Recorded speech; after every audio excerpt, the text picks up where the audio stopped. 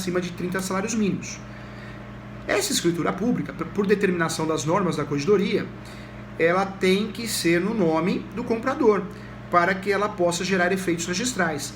Então, a escritura pública, para que eu consiga fazer o registro no cartório de imóveis, ela, além de existir acima de 30 salários mínimos, porque é a regra, salvo as exceções, ela também deve constar no nome do comprador.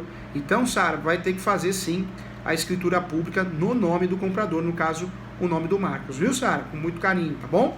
Então, a escritura pública, para que a gente consiga fazer o registro no cartório de imóveis, além da escritura pública, que é a regra do artigo 108 do Código Civil, necessariamente precisa aparecer no nome do comprador, e esse comprador vai aparecer posteriormente ao requerimento de registro na certidão de propriedade, tá bom? Então, bacana, legal.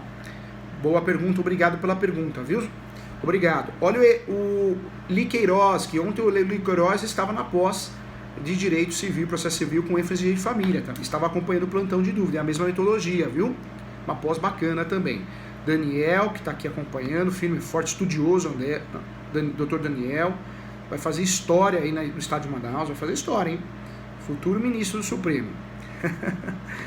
Vai sim, a gente tem que acreditar nos nossos sonhos. Olha a Carla, que é Ribeirão Preto, hein, Carla? Que legal, muito feliz por você estar aqui, viu? Que legal. Vamos lá, outra pergunta importante aqui. Gente, o plantão de dúvida é uma conversa informal, muito gostosa, tá? Então, se o professor pular alguma pergunta, copia ela, manda de novo, não tem problema, tá? Sem estresse, nós estamos aqui para evoluir juntos, numa boa, curtir esse momento. Então, outra pergunta boa aqui. Olá, professor.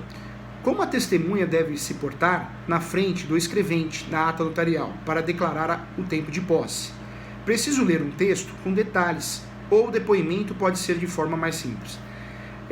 Na verdade, Léo, a escritura pública passou a ser prova, a chamada ata notarial. Então hoje nós temos duas provas no Código de Processo Civil.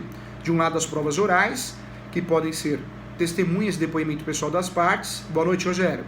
E do outro lado nós temos as provas documentais. Documental tem aí a documental em sentido estrito, tem a inspeção judicial do juiz, tem a pericial, que é uma prova documental, e tem a famosa, a nova, recente ata notarial.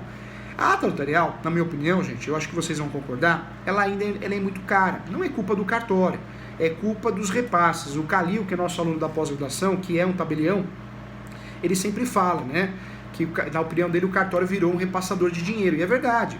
Se você for verificar, o cartório ele fica com a receita do cartório com no máximo 16%. Estou falando do tabelião de notas. Ou seja, olha quanto repasse o cartório faz. Tribunal de Justiça, isso, aquilo. Então o serviço cartorário, no que diz respeito a registro e também ao tabelião, ele é muito caro por causa disso, em virtude de muita gente que recebe repasse. Então, por isso fica tão caro, tão oneroso. Nesse caso, a ata, como prova, o valor ele é oneroso. Então, se a gente for fazer uma ata para não valer nada, fazer uma ata que não traz o que a gente quer, a estratégia, definição de prova, não vale a pena nem fazer, até mesmo se a gente tem outros documentos. Claro que a ata ela dá um respaldo, ela deixa o processo mais robusto em relação às provas. Mas, se for fazer, então o ideal é usar termos, né? Essa declaração tem que ser mais forte possível, mais didática possível, mais objetiva possível.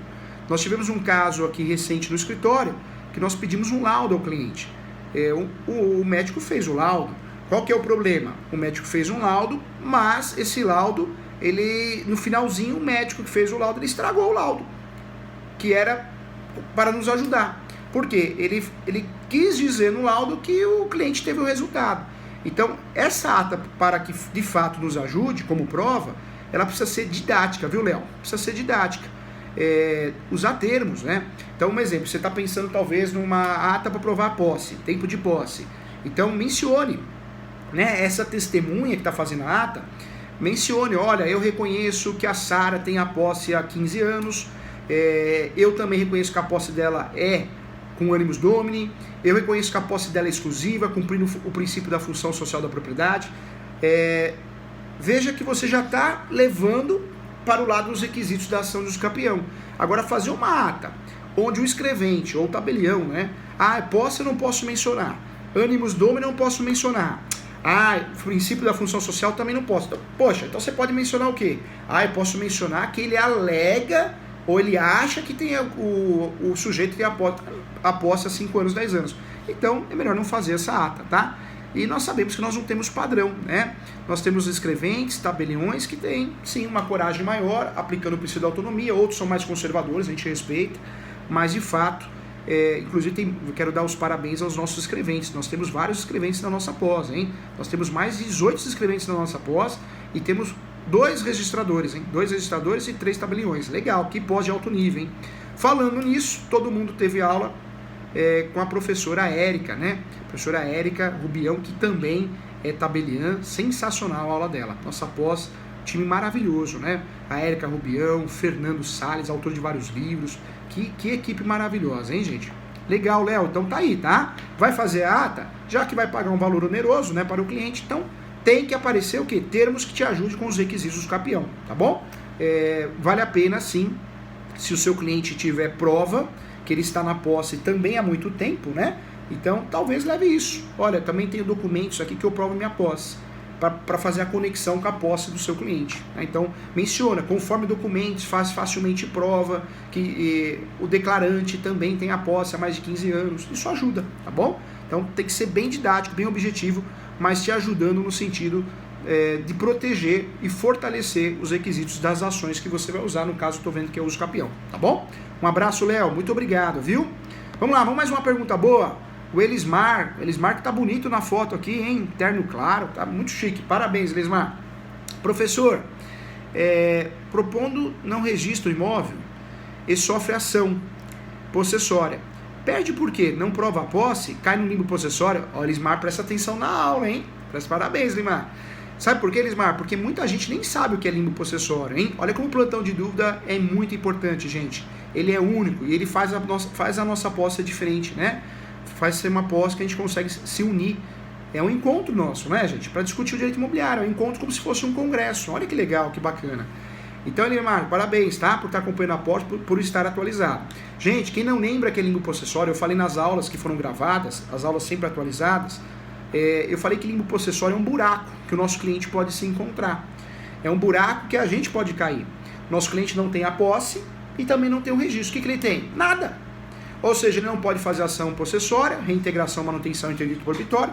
Se fizer, se inventar uma posse, corre o risco de perder. E se fizer uma ação chamada ação reivindicatória, vai perder também porque não tem o registro, que é a certidão de propriedade. Né? Falta o registro, falta o domínio, falta o requisito da ação reivindicatória e também da ação de emissão de posse. Então, limbo possessório é isso. E aí, nosso querido doutor Elismar falou uma verdade. Aqui, ó, perde porque a prova não cai. Verdade, doutor Elismar. Quando o nosso cliente não tem a prova de domínio, que é o registro, não tem a prova de posse, cai no limbo possessório. Qualquer ação que a gente faça é uma aventura jurídica, pode dar muito errado, a chance de dar errado é muito grande.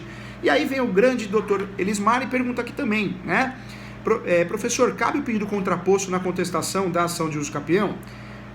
Se não couber, o que pedir para que o proprietário com domínio ingresse na sua propriedade?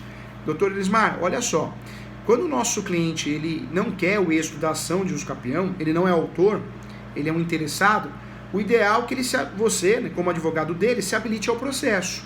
E se habilitando ao processo, você vai questionar os requisitos do uso capião para que o uso capião seja improcedente.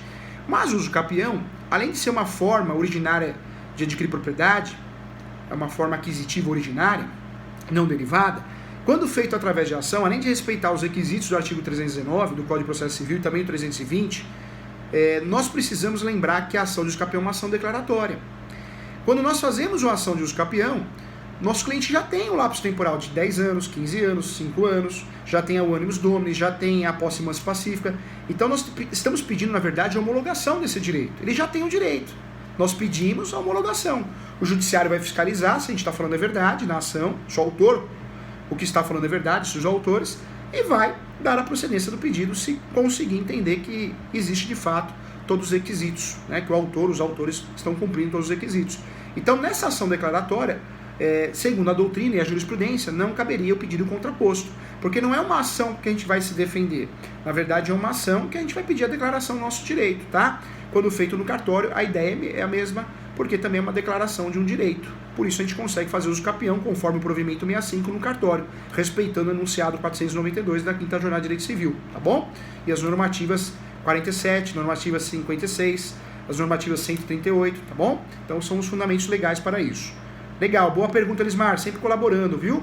Tem mais uma, Elismar tá craque, Elismar falou que eu orientei, hein? Elismar preparou lá no Word, ó, copiou e colou. Olha que legal, a gente ganha tempo aqui para poder se ajudar. Professor, caso hipotético, legal. Comprei um terreno, mas não tenho um registro, domínio, e nem a posse. Foi invadido por um terceiro, posseiro, acontece muito. E é a realidade do nosso país, né, doutor Elismar? Como fazer para retirá-lo? Na verdade, doutor Elismar, se você comprou esse terreno de alguém que tem um domínio, você vai fazer o registro, ótimo, reintegração, reivindicatória. Se você comprou o terreno de uma pessoa que tinha a posse, em algum momento, se o contrato foi bem feito, tem que ser cessão de direitos possessórios e afins. Dentro do corpo desse contrato, tem que ter uma cláusula de soma de posse. E aí, o que você pode fazer? Fazer uma ação de reintegração de posse. Seria a saída para você recuperar esse imóvel. Mas uma situação dessa sempre é uma situação de risco. Sabe por quê, doutor Elismar? Porque você ou seu cliente nunca teve a posse.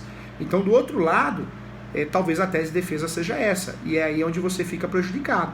Por isso, a melhor alternativa é propor até a ação, mas chamar para uma audiência de conciliação. E tem quem sabe fazer um acordo, né, para resolver isso. Pode ser uma estratégia para não cair, de fato, numa decisão que pode ser uma decisão traumática, tá bom? Rudimar, boa noite a todos, hein, gente? Muito obrigado. Doutora Adriana, olha o doutor Ricardo aqui, hein? Um dos melhores corretores do Brasil, doutor Ricardo sempre dando força, ser humano incrível. Um abraço para você, doutor Ricardo. Espero que você esteja bem, você e toda a família. A todos, tá, gente? O que eu desejo para todos é paz, saúde, amor, sucesso, que vocês realizem todos os sonhos de vocês. Obrigado por acompanhar o professor, obrigado por acompanhar a aula, obrigado por estar presente, obrigado pelos elogios, né? Muito obrigado, tá bom? Tudo é feito com muito amor e carinho por mim, por toda essa equipe grande que nós temos aqui e todos os outros professores também, né? Tá faltando isso, união, né? Paz. Temos que juntos sempre crescer, né? Crescer no sentido de respeitar as pessoas. E é muito legal isso. Nossa pós está chegando no nível que eu quero, pessoas do bem. E é isso que a gente quer. Olha o Marcos aí, olha só. Professor, quais os requisitos para ação que vise a extinção de uma composse? Há direito de preferência do copossuidor?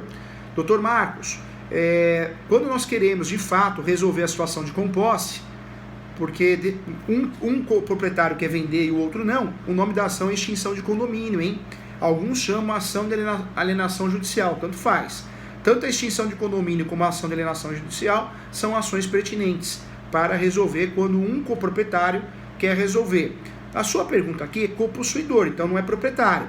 Então, existe como resolver a extinção de uma composse? Fica uma situação mais difícil, porque no registro a gente consegue resolver através da ação de extinção de condomínio ou alienação judicial. Quando o nosso cliente só tem a posse, então existe uma divisão de posse, e existe uma situação, uma tese para resolver um caminho. Qual seria esse caminho, Marcos? Se nós estamos falando só de posse, tá? Seria o caminho de tentar individualizar a área. Como que eu faria isso? Eu pegaria um topógrafo, ele vai fazer uma planta mineral descritivo, novo, atual, só da área do meu cliente, onde tem a posse exclusiva, e eu orientaria, com base na posse que o meu cliente tem, de 5 anos, 10 anos ou 15 anos, a fazer uma ação de uso capião. Iria analisar qual a espécie, a modalidade adequada, que a própria posse dele, o próprio lapso temporal dele permite, e faria uso capião. Por que, doutor Marcos? Sabe por quê? Porque a única forma da gente conseguir resolver uma situação de composse, né, de uma grande área, de uma área que tenha 2, 3 residências, 3 moradias, 3 usos comerciais, quando o nosso cliente quer, de fato, individualizar, regularizar só a parte dele, se essa posse for exclusiva, claro, se não tivesse requisito já atrapalhou tudo de novo. Seria fazer uma ação de uso capião com base na posse dele, tá bom? Boa pergunta, doutor Marcos. Parabéns pela pergunta, viu? Sensacional. Vamos lá. Olha aqui. Deixa eu descer aqui para não confundir. Doutor Elismar, agora que eu vi que a gente consegue colocar aqui a pergunta na íntegra.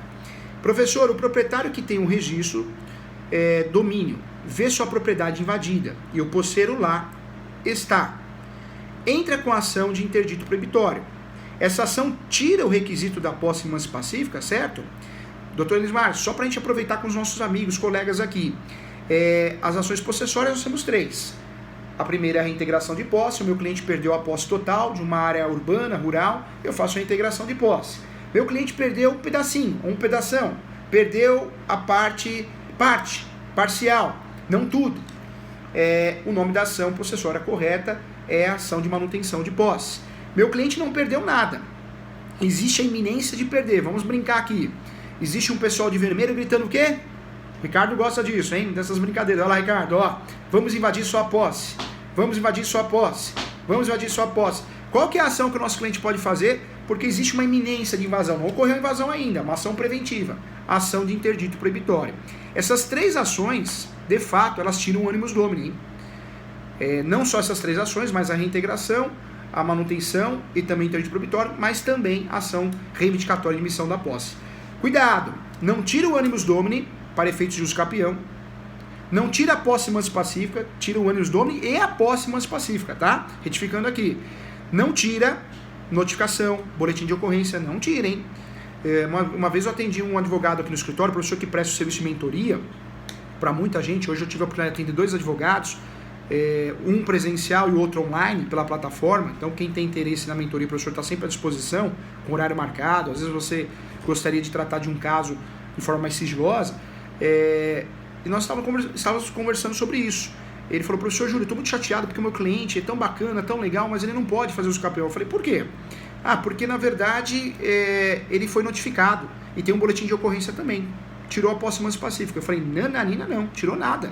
O que tira a posse mansa pacífica, né, conforme prova, que é a certidão de distribuição civil, do distribuidor civil, realmente as ações possessórias e ações petitórias, tá? Então, outras situações, notificação, boletim de ocorrência, escândalo, gravado, filmagem, não tira não, tá bom? Dr. Ismar fera hoje, contribuindo bastante, Dr. Ismar, muito obrigado, hein? Gente, vamos vir para esses plantões de dúvidas, essas oficinas, assim, ó, com a pergunta pronta no Word, copia e cola, vamos aproveitar, gente, vamos estudar juntos, vamos evoluir. Dr. Ismar, olha só, mais uma boa aqui, hein? Tô feliz, hein? Ganhou uma estrelinha comigo, a estrelinha do Kiko. Professor, se o autor da ação de uso capião não pedir a citação, deixa eu jogar aqui que aparece para todo mundo aqui, ó. Professor, se o autor da ação de uso capião não pedir a citação de um dos confrontantes, lado direito, esquerdo ou fundo, na contestação, pode arguir em preliminar a inépcia da inicial? Pode sim, doutor Lismar. Pode sim, porque a citação dos confrontantes no uso capião é sim um procedimento obrigatório, assim como a manifestação. Nós temos que ter, em regra, a citação dos confrontantes, lado direito, lado esquerdo e fundos. Boa, doutor Lismar, preste atenção na aula, essa turma é maravilhosa. E também a citação do último proprietário dos herdeiros. E não podemos esquecer das manifestações. União, Estado, Município e também Ministério Público, tá? Muito obrigado, parabéns por mais essa pergunta maravilhosa, hein?